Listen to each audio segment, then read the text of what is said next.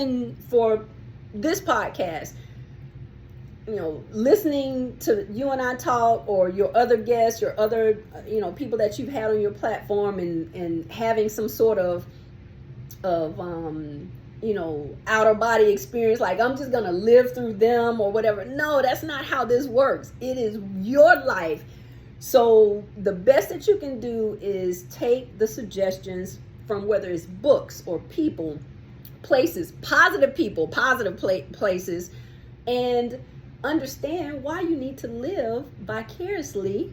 And that's vicariously, that's living free, living fulfilled. Is not this humdrum robotic where you just, you wake up and then every day you're doing the same thing, kind of like, I guess, the Groundhog Day experience or whatever. And you brush your teeth, then you go to work, then, you get money, then, maybe you go grab a beer, or you go to the church or whatever, then you go back home, then you with the family for a little bit, then you go to sleep. And every day, the monotony of everything and the robotics of everything, to me, that's not vicariously. Vicariously is, I am so free and fulfilled that even my time where I'm watching TV, or let's just say I'm journaling, or maybe I'm sitting down, having a meal, whether it's with family members or by myself, like I'm free and I have joy. I may not always be happy, but I have joy within me, to where that peace cannot be disturbed or disrupted through external. And the last thing that I'll say about living vicariously through yourself, there's two things that I've learned. This latest book that I was reading is called Mental Dynamite.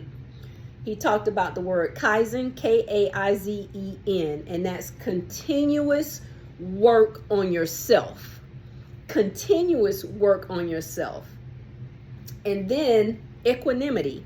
Equanimity is the ability to not be, and I'm paraphrasing, but to not be disturbed by external situations, whether it's people, places, or things. Like, you're so seated. And to me, that's what truly living vicariously through yourself is, because it's inevitable. Somebody's going to die. You're going to have a loss of a loved one, or maybe you're no longer friends with someone, or I don't know, whatever. You're just going to have a bunch of stuff that you have to deal with. But after you make the choice and the decision that, hey, I'm going to live, and I'm going to live fulfilled, I'm going to live free, I'm going to live vicariously through myself, then you just start, you start thinking clearer, I believe. You start moving, moving a little better. So that will be the only thing that I would add to the viewers, because I think that's really, really important, especially in a society that all they want is to pit us against each other so that we can compare, compete. And don't get me wrong, competitiveness is, I think that is a worthwhile spirit. It's a worthwhile characteristic for you to, to place into your character 100%, because I mean, that's how you get that fight and that drive and that resilience.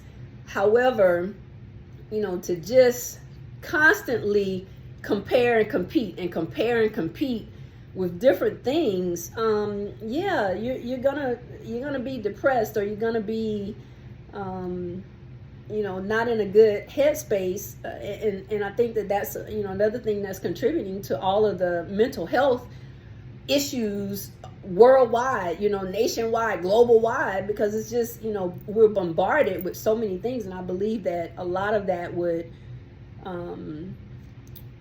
be managed and better balanced when people start living vicariously through themselves. I love that. I would say the